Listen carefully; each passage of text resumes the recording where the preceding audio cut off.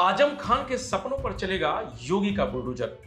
UP के पूर्व मंत्री और समाजवादी पार्टी के वरिष्ठ नेता आजम खान की मौलाना मोहम्मद अली जौहर यूनिवर्सिटी अवैध चलेगा योगी का बुलडोजर।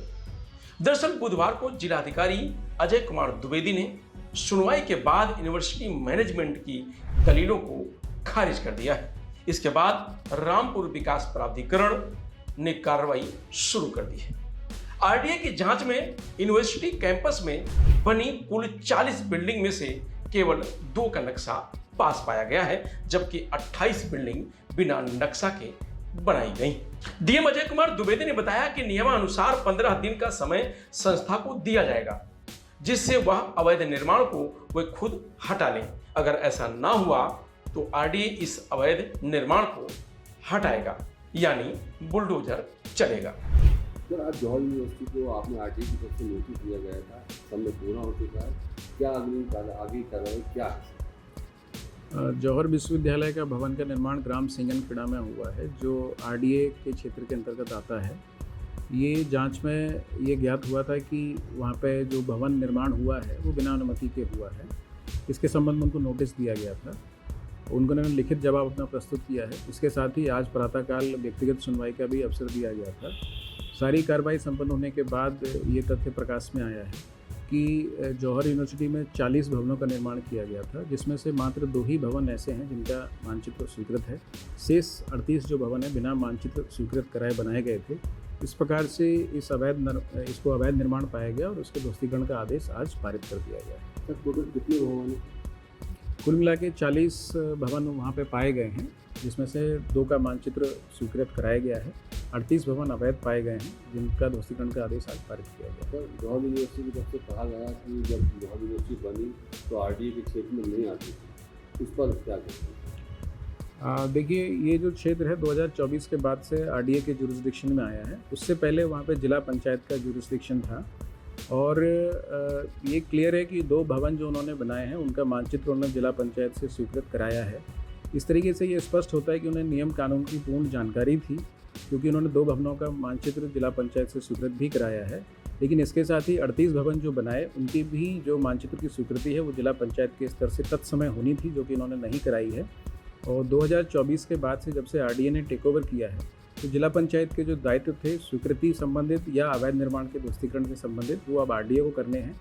इस प्रकार से तत्समय जिला पंचायत से मानचित्र स्वीकृत न कराने की दिशा में ये 38 जो भवन है अवैध रूप से निर्मित पाए गए हैं, इस पर आरडीए ने ध्वस्तीकरण का आदेश पारित किया है। आदेश पारित किया, ये कार्रवाई कब तक अमल में लाई जाएगी? देखिए, आदेश पारित करने के उपरांत नियमानुसार 15 दिन का समय संस्था को दिया जाता है कि इस अवैध निर्माण को वे स्वयं से हटा लें, और ऐसा ना होने की दिशा में आरडीए द्वारा स्वयं कार्रवाई करते हुए इस अवैध निर्माण को हटाया जाएगा। आजम खान और इनके बेटे अब्दुल्ला आजम 17 नवंबर 2025 से रामपुर की जेल में बंद हैं। उन्हें 2 पैन कार्ड रखने के मामले में रामपुर की विशेष एमपी एमएलए अदालत ने 7 साल की सजा सुनाई थी। आजम की पत्नी तंजीन फातिमा जमानत पर बाहर हैं। रामपुर विकास प्राधिकरण ने 1 जुलाई 2026 को जौहर यूनिवर्सिटी को नोटिस जारी किया था। इसमें पूछा गया था कि अगर उनके पास निर्माण की कोई वैध अनुमति या स्वीकृति नक्शा है तो दस्तावेज उपलब्ध करवाइए। नोटिस के जवाब में यूनिवर्सिटी प्रशासन ने कहा था कि भवन निर्माण के समय रामपुर विकास प्राधिकरण बना ही नहीं था, इसलिए नक्शे पास नहीं कराए जा सके। डीएम ने इस तर्क को स्वीकार नहीं किया। फिर यूनिवर्सिटी मैनेजमेंट को व्यक्तिगत रूप से अपना पक्ष रखने का एक और मौका दिया गया था। बुधवार को सुनवाई के दौरान यूनिवर्सिटी के डिप्टी रजिस्ट्रार ने पहले की दलील दोहराई। इस पर जिलाधिकारी ने स्पष्ट किया कि उस समय जिला पंचायत अस्तित्व में थी। यूनिवर्सिटी के 2 भवनों के नक्शे उसी संस्था से स्वीकृत कराए गए थे। ऐसे में बाकी भवनों के लिए अनुमति न लेना नियमों की अनदेखी माना जाएगा। सुनवाई पूरी होने के बाद अब आरडीए अवैध घोषित भवनों के खिलाफ नियमानुसार कार्रवाई की तैयारी में जुट गई है। ध्वस्तीकरण से संबंधित आदेश जल्द जारी किए जा सकते हैं। डीएम बोले कि व्यक्तिगत सुनवाई का मौका दिया फिर भी जवाब नहीं दे पाए। डीएम अजय कुमार द्विवेदी ने बताया कि जौहर यूनिवर्सिटी सिंगनखेड़ा गांव में है। 2024 के बाद यह यूनिवर्सिटी आरडीए के अधिकार क्षेत्र में है। उससे पहले यहां पर जिला पंचायत का अधिकार क्षेत्र था।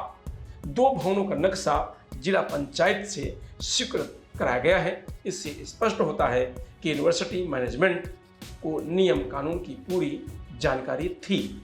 लेकिन साथ ही जो 38 भवन बनाए गए उनका भी नक्शा जिला पंचायत के स्तर से पास करवाना चाहिए था, जो उन्होंने नहीं कराया।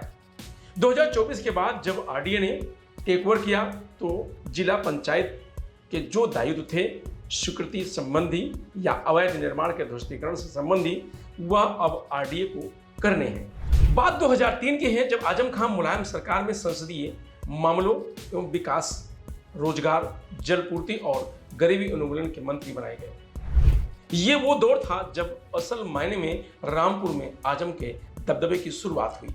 इसी साल सपा नेता ने मौलाना मोहम्मद अली जौहर ट्रस्ट बनाया। इस ट्रस्ट में आजम खान समेत उनके परिवार के लोग भी सदस्य बनाए गए।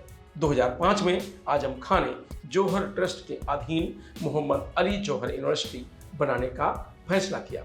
आजम इसे यूपी का सबसे बड़ा शिक्षण संस्थान बनाना चाहते थे। इसे ऐसे देखा जा सकता है कि तब सीएम रहे मुलायम सिंह यादव पूरी कैबिनेट के साथ 18 सितंबर 2025 को रामपुर आए और जौहर यूनिवर्सिटी की नींव रखी थी। जौहर यूनिवर्सिटी बननी शुरू हुई तो इसके साथ विवादों का सिलसिला भी शुरू हो गया। यूनिवर्सिटी बनने के लिए रामपुर में आलियागंज गांव के 26 किसानों से 35 बीघा जमीन बिना सहमति के औने पौने दाम लेकर खरीद ली गई। ये सब पहले मुलायम सरकार में 2005-2007 तक और फिर अखिलेश सरकार में 2012 से 2015 के बीच हुआ। जब लोगों ने विरोध किया तो उन पर यूनिवर्सिटी में सरिया चोरी, सीमेंट चोरी और दीवार तोड़ने जैसे झूठे केस लगाकर जेल में डाल दिया गया। 2017 तक यूनिवर्सिटी में BA, BSc, BTech, B pharma समेत 25 कोर्स की पढ़ाई शुरू हो गई। इन कोर्सेज के लिए यूनिवर्सिटी में 58 अलग अलग आलीशान इमारतें बनाई गईं। सपा शासन काल में श्रम विभाग ने इसकी लागत लगभग 2000 करोड़ रुपए बताई थी। यूनिवर्सिटी का शिलान्यास 18 सितंबर 2006 को हुआ। उद्घाटन 18 सितंबर 2012 को हुआ। इसके chancellor Azam Khan, vice chancellor doctor Zaheeruddin, ex professor vice chancellor doctor Tanzeem Fatima, professor chancellor Abdullah Azam Khan, secretary Adeeb Azam Khan. इसकी कुल लागत 500 से 800 करोड़ रुपए के बीच है।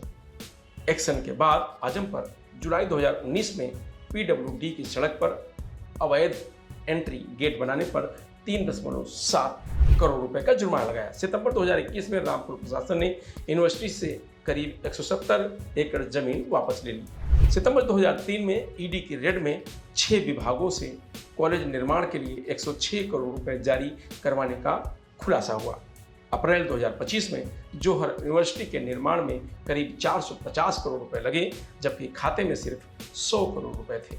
इस पर ईडी ने बेनामी निवेश पर जौहर ट्रस्ट को 550 करोड़ रुपए की वसूली का नोटिस थमा दिया। मार्च 2017 में अखिलेश सरकार की विदाई हो गई। मुख्यमंत्री योगी आदित्यनाथ बने।